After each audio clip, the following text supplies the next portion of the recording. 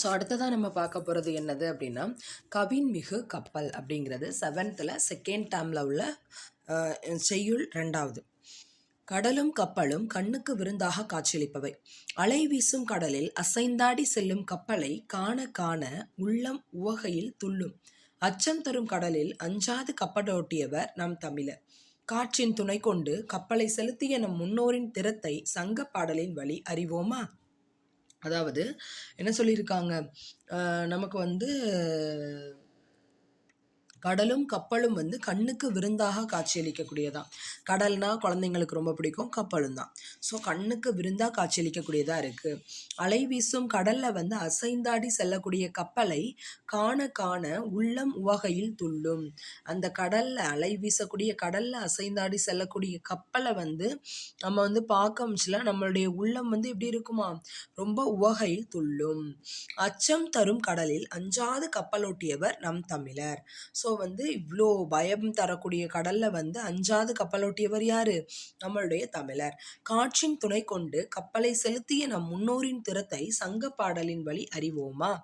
So காற்றை வச்சு எப்படி கப்பல் விட்டோம் அப்படிங்கிறத இந்த பாட்டில் நம்ம பார்க்க போகிறோம். உலகு கிளர்ந்தென்ன ஒரு கெழு வங்கம், புலவு திரை பெருங்கடல் நீர் இடை போல, இரவும் எல்லையும் அசைவு இன்றி ஆகி விரைசலல் இயற்கை வங்கூல் ஆட்ட, கோடு உயர் திணி மணல் அகன்துறை நீகான் மாட ஒள் எரி மருங்கு அறிந்து ஒய்ய. மருதன் இளநாகனார். உலகு கிளர்ந்தன்ன உருக்கெழு வங்கம், புலவு திரை பெருங்கடல் நீர் இடை போல, இரவும் எல்லையும் அசைவு இன்றி ஆகி விரைசலல் இயற்கை வங்கூல் ஆட்ட, கோடு உயர் திணி மணல் அகன்துறை நீகான் மாட ஒள் எரி மருங்கு அறிந்து ஒய்ய. மருதன் இளநாகனார் இந்த பாடலை பாடியிருக்காங்க. ஸோ உரு அப்படின்னா அழகு, உருன்னா என்னது, அழகு அப்படிங்கிறது தான் மீனிங். ஸோ உரு அப்படின்னா அழகு, போல அப்படின்னா பிளக்க, போல அப்படின்னா என்னது, பிளக்க, வங்கூல் அப்படின்னா காற்று, வங்கூல்னா என்னது, காற்று. ஃபர்ஸ்ட் ஆப்ஷனில் நமக்கு கடல் தான் இருக்கும். வங்கூல் அப்படின்னா காற்று. நீகான் அப்படின்னா நாவாய் ஓட்டுபவன், நீகான்னா யாரு, நாவாய் ஓட்டுபவன். வங்கம் அப்படின்னா கப்பல். ஸோ வங்கம் அப்படின்னா தான் நமக்கு என்ன சொல்கிறாங்க, கப்பலை சொல்லியிருக்காங்க. வங்கம் அப்படின்னா என்னது, கப்பல் அப்படின்னு சொல்லிட்டாங்க. வங்கம் அப்படின்னா கப்பல். எல் அப்படின்னா என்னது, பகல். அல்னா இரவுன்னு சொல்லுவோம் இல்லையா, எல் அப்படின்னா பகல். கோடு உயர் கரை உயர்ந்த, மாட உள்ளெரி கலங்கரை விளக்கம். ஸோ இதில் எதுவுமே நமக்கு தெரிஞ்சதா இல்லை. ஸோ எல்லாத்தையுமே நல்லா ரிவைஸ் பண்ணிக்கணும். உரு அப்படின்னா அழகு, போல அப்படின்னா பிளக்க, வங்கூல் காற்று, நீகான் நாவாய் ஓட்டுபவன் அப்படின்னு சொல்லிட்டாங்க. ஸோ என்ன சொல்லியிருக்காங்க, உரு அழகு, போல பிளக்க, வங்கூல் காற்று, நீகான் நாவாய் ஓட்டுபவன். வங்கம் கப்பல். எல் அப்படின்னா பகல். கோடு உயர் கரை உயர்ந்த, மாட ஒள்ளெரி கலங்கரை விளக்கம் அப்படின்னு சொல்லியாச்சு. இப்போ பாடலின் பொருள். உலகம் புடை பெயர்ந்தது போன்று அழகு பொருந்திய தோற்றத்தை உடையது நாவாய். அது புலால் நாற்றமுடைய அலை வீசும் பெரிய கடலின் நீரை பிளந்து கொண்டு செல்லும். இரவும் பகலும் ஓரிடத்தும் தங்காமல் வீசுகின்ற காற்றானது நாவாவை அசைத்து அசைத்து செலுத்தும். உயர்ந்த கரையை உடைய மணல் நிறைந்த துறைமுகத்தில் கலங்கரை விளக்கத்தின் ஒளியால் திசையை அறிந்து நாவாய் ஓட்டுபவன் நாவாயை செலுத்துவான் அப்படின்னு சொல்லிட்டாங்க. ஸோ ஃபர்ஸ்ட் லைன் என்னது, உலகு கிளர்ந்தென்ன உரு கெழு வங்கம், புலவு திரை பெருங்கடல் நீர் இடை போல. உலகு கிளர்ந்தென்ன உரு கெழு வங்கம், உலகம் புடை பெயர்ந்தது போல அழகு பொருந்திய தோற்றத்தை உடையதுதான் என்னது, நாவாய் அப்படின்னு சொல்லியிருக்காங்க. உலகம் புடை பெயர்ந்தது போல அழகு பொருந்திய தோற்றத்தை உடையதுதான் என்னது, நாவாய், நம்மளோட கப்பல். அது புலால் நாற்றமுடைய அலை வீசும் பெரிய கடலின் நீரை பிளந்து கொண்டு செல்லும். ஸோ அது வந்து அலை வீசக்கூடிய கடல் இருக்கு இல்லையா, அந்த கடலோட நீரை பிளந்துட்டு போகும். புலவு திரை பெருங்கடல் நீர் இடை போல அப்படின்னு சொல்லியிருக்காங்க. ஸோ இடையில அந்த நீர் அப்படியே பிளந்து போகக்கூடியதா இருக்கும் இந்த கப்பல். அது திரைக்கடலுக்குள்ள போகும். புலவு அப்படிங்கிறது வந்து என்னது, புலவுனா மீனிங்கே கொடுக்கல. புலவு, புலவு திரை பெருங்கடல். இரவும் எல்லையும் அசைவு இன்றி ஆகி விரைசலல் இயற்கை வங்கூல் ஆட்ட அப்படின்னு சொல்லியிருக்காங்க. அதாவது என்ன சொல்லியிருக்காங்க, இரவும் பகலும் ஒரு இடத்தில் தங்காமல் வீசுகின்ற காற்றானது நாவாயை அசைத்து அசைத்து செலுத்துமா. உயர்ந்த கரையை உடைய மணல் நிறைந்த துறைமுகத்தில் கலங்கரை விளக்கத்தின் ஒளியால் திசையை அறிந்து நாவாய் ஓட்டுபவன் நாவாயை செலுத்துவான் அப்படின்னு சொல்லிட்டாங்க. ஸோ புலால் நாற்றமுடைய அலை வீசும் கடல்ல தான் புலவு திரைன்னு சொல்லியிருக்காங்க. உலகு கிளர்ந்தென்ன உருக்கெழு வங்கம் புலவு திரை பெருங்கடல் நீரிடை போல இரவும் எல்லையும் அசைவு இன்றி ஆகி விரைசலல் இயற்கை வங்கூல் ஆட்ட கோடு உயர் திணிமணல் அகன்துறை நீகான் மாட ஒல் எரி மருங்கு அறிந்து ஒய்ய. ஏதாவது ஒரு 2 லைனை கொடுத்துட்டு இதோட ஆசிரியர் யாருன்னு கேட்பாங்க. மருதன் இளநாகனார். இடம்பெற்ற நூல் என்ன அப்படின்னு சொல்லி கேட்பாங்க. ஸோ இது வந்து கலித்தொகையின் மருத திணையில இடம்பெற்றிருக்கு அப்படின்னு சொல்லியிருக்காங்க. ஸோ இப்போ நூல்வெளி பார்க்கலாமா. மருதன் இளநாகனார் சங்ககால புலவர்களில் ஒருவர். கலித்தொகையின் மருத திணையில் 35 பாடல்களை பாடியவர் இவரே. ஸோ கலித்தொகையில மருத திணையில பார்த்தோம் அப்படின்னா இவர் வந்து என்ன பாடியிருக்காரு, 35 பாட்டை பாடியிருக்காரு அப்படின்னு சொல்லிட்டாங்க. ஸோ மருத திணை பாடுவதில் வல்லவர் என்பதால் மருதன் இளநாகனார் என அழைக்கப்படுகிறார். ஸோ இவர் வந்து மருத திணை பாடுறதுல ரொம்ப வல்லவராக இருக்கிறனால தான் இவரை நம்ம வந்து என்ன சொல்கிறோம், மருதன் இளநாகனார் அப்படின்னு சொல்றோம். ஸோ அகநானூறு 8 தொகை நூல்களுள் ஒன்று. புலவர் பலரால் பாடப்பட்ட 400 பாடல்களை கொண்டது. இந்நூலினை நெடுந்தொகை என்றும் அழைப்பர். இந்நூலின் 255ஆம் பாடல் இங்கு தரப்பட்டுள்ளது. ஸோ அகநானூறு அப்படிங்கிறது வந்து 8 தொகை நூல்களில் ஒன்றா இருக்கு. ஸோ இது வந்து இந்த பாடல் வந்து இடம்பெற்றுள்ள நூல் வந்து கலித்தொகை கிடையாது ஃப்ரெண்ட்ஸ், சாரி தப்பாக சொல்லிட்டேன். ஸோ அகநானூரில் தான் இந்த பாடல் வந்து இடம்பெற்றிருக்கு. இந்த பாட்டோட லைனை கொடுத்துட்டு உலகு கிளர்ந்தன உருக்கெழு வங்கம்னு கொடுத்துட்டு அது எது இடம்பெற்றுள்ள நூல் கேட்டால் என்னது, அகநானூறு. ஸோ அகநானூறு 8 தொகை நூல்களுள் ஒன்று. புலவர் பலரால் பாடப்பட்ட 400 பாடல்களை கொண்டது. அதனால தான் அகநானூறு. இந்நூலினை நெடுந்தொகை என்றும் அழைப்பர். இந்நூலின் 255ஆம் பாடல் இங்கு தரப்பட்டுள்ளது. ஸோ மருதன் இளநாகனாருடைய புகழை சொல்றதுக்கு தான் கலித்தொகையை வந்து மென்ஷன் பண்ணியிருக்காங்க. ஸோ இந்த பாடல் இடம்பெற்றுள்ள நூல்னு பார்த்தோம்னா அது வந்து அகநானூறில் இடம்பெற்றுள்ள பாடலாக இருக்குது. ஸோ மருதன் இளநாகனார் சங்ககால புலவர்களுள் ஒருவர்.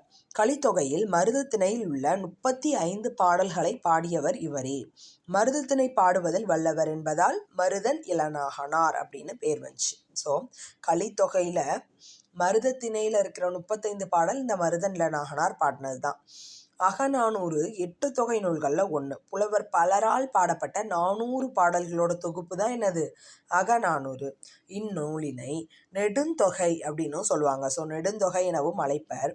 இந்நூலின் 255ஆவது பாடல் இங்கு தரப்பட்டுள்ளது. இந்த நூலோட 255ஆவது பாட்டு தான் இங்கு வந்து தரப்பட்டிருக்கு அப்படின்னு சொல்லிட்டாங்க. ஸோ 8 தொகை நூல்கள்: நற்றிணை, குறுந்தொகை, ஐங்குறுநூறு, 10 பரிபாடல், கலித்தொகை, அகநானூறு, புறநானூறு. ஸோ 8 தொகை நூல்களுக்கு ஒரு பாட்டு உண்டு இல்லையா. நற்றிணை, நல்ல குறுந்தொகை, ஐங்குறுநூறு, 10 பரிபாடல், கலித்தொகை, அகநானூறு, புறநானூறு. நல்ல அப்படிங்கிற அடைமொழியுடைய நூல் எது அப்படின்னு கேட்டால் நல்ல குறுந்தொகை. நற்றிணை, நல்ல குறுந்தொகை, ஐங்குறுநூறு, 10 பரிபாடல், கலித்தொகை, அகநானூறு, புறநானூறு அப்படின்றதான் வரிசை. ஸோ இயற்கை வங்கூல் ஆட்ட, இந்த மீனிங்கை பாருங்க. வங்கூல் அப்படிங்கிறது என்ன சொல்லியிருக்காங்க, காற்று. வங்கம் அப்படின்னா தான் கப்பல். ஸோ வங்கூல் அப்படிங்கிறது என்னது, காற்று. இயற்கை வங்கூல் ஆட்ட. அடிக்கோடிட்ட சொல்லின் பொருள் என்னது, காற்று.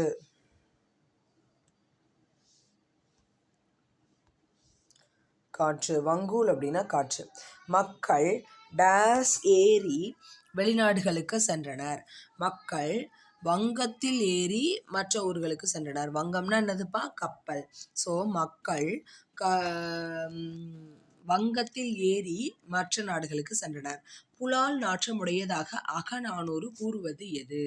புலால் நாற்றமுடையது கடல். கடல் தான் என்னது? புலால் நாற்றமுடையதுன்னு குறிப்பிட்டிருக்கு. பெருங்கடல், பெருமை கூட்டல் கடல்.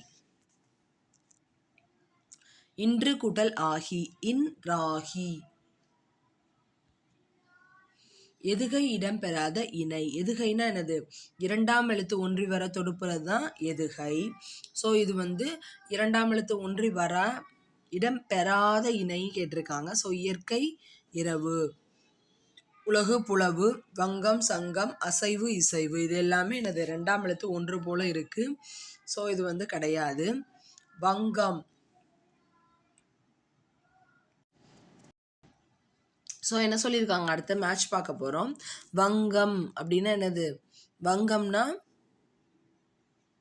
கப்பல். வங்கம்னா கப்பல். நீகான் அப்படின்னா யாரு?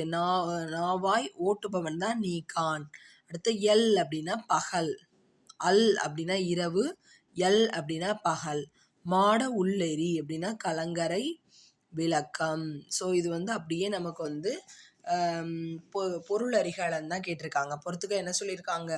வங்கம் கப்பல், நீகான் பகல், எல் தான் பகல், நீகான் நாவாய் ஓட்டுபவன், மாட ஒள்ளெரி கலங்கரை விளக்கம். வங்கம் கப்பல், நீகான் நாவாய் ஓட்டுபவன், எல் பகல், மாட ஒல் எரி கலங்கரை விளக்கம் அப்படின்னு சொல்லியாச்சு. ஸோ இதில் வந்து வங்கூல் அப்படிங்கிறதுக்கு மீனிங் வந்து காற்று அப்படிங்கிறத சொல்லியிருக்காங்க. ஸோ இதில் வந்து மீனிங்ஸ் தான் ரொம்பவே முக்கியம். உரு அழகு, போல பிளக்க, வங்கூல் காற்று, நீகான் நாவாய் ஓட்டுபவன், வங்கம் கப்பல், எல் பகல், கோடு உயர்ந்த கரை உயர்ந்த, மாட ஒல் எரி கலங்கரை விளக்கம் அப்படின்னு சொல்லியிருக்காங்க. ஸோ இந்த பாட்டை ரிவைஸ் பண்ணணும் அப்படின்னா, கடலும் கப்பலும் கண்ணுக்கு விருந்து, அலைவீசும் கடல் அசைந்தாடி செல்லும் கப்பலை காண காண உள்ளம் வந்து உவகையில் துள்ளும், அச்சம் தரும் கடலில் அஞ்சாது கப்பலோட்டியவர் யாரு? நம்மளுடைய தமிழர். காற்றின் துணை கொண்டு கப்பலை செலுத்திய நம் முன்னோரின் திறத்தை சங்க பாடல் வழி அறிவோம். உலகு கிளர்ந்தென்ன உருக்கெழு வங்கம், புலவு திரை பெருங்கடல் நீரிடை போல, இரவும் எல்லையும் அசைவு இன்று ஆகி, விரைசெலல் இயற்கை வங்கூல் ஆட்ட, கோடு உயர் திணி மணல் அகன்துறை நீகான், மாட ஒல் எரி மருங்கு அறிந்து ஒய்ய அப்படின்னு பாடினது யாரு? மருதன் இளநாகனார். ஸோ உரு அழகு, போல பிளக்க, வங்கூல் காற்று, நீகான் நாவாய் ஓட்டுபவன், வங்கம் கப்பல், எல் பகல், கோடு உயர் கரை உயர்ந்த, மாட ஒல் எரி கலங்கரை விளக்கம். மருதன் இளநாகனார் சங்க கால புலவர்களில் ஒருவர். கலித்தொகையில மருத திணையில மட்டுமே இவர் வந்து என்ன பண்ணியிருக்காரு? 35 பாடல் வந்து இயற்றியிருக்காரு. மருதத்திணை பாடுவதில் வல்லவராக இருக்கிறனால தான் இவரை வந்து மருதன் இளநாகனார் அப்படின்னு சொல்லி அழைக்கிறோம். அகநானூறு 8 தொகை பாடல்களில் ஒன்று. இந்த மேலே குறிப்பிடப்பட்டிருக்க பாட்டு வந்து அகநானூரை சார்ந்த பாட்டு. அகநானூரில் புலவர் பலரால் பாடப்பட்ட 400 பாடல்களை கொண்டதாக இருக்குது. ஸோ இந்நூலினை நெடுந்தொகை அப்படின்னு சொல்லி அழைக்கிறோம். இந்நூலின் 255வது பாடல் இங்கு தரப்பட்டுள்ளது அப்படின்னு சொல்லியிருக்காங்க. 8 தொகை நூல்கள்: நற்றிணை, குறுந்தொகை, ஐங்குறுநூறு, பதிற்று 10, பரிபாடல், கலித்தொகை, அகநானூறு, புறநானூறு அப்படின்னு சொல்லியிருக்காங்க. இயற்கை வங்கோல் ஆட்ட அடிக்கோடிட்ட சொல்லின் பொருள் காற்று. மக்கள் டேஸ் ஏரி வெளிநாடுகளுக்கு சென்றனர். வங்கத்தில் ஏரி. புலால் நாற்றமுடையதாக அகநானூறு கூறுவது கடல். பெருங்கடல், பெருமை கூட்டல் கடல். இன்று கூட்டல் ஆகி, இன்றாகி. எதுகை இடம்பெறாத இணை, இரவு, இயற்கை.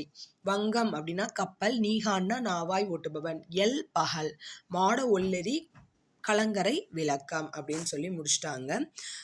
ஸோ அடுத்த நம்ம வந்து அடுத்த பாட்டை பார்க்கலாம். Thank you friends.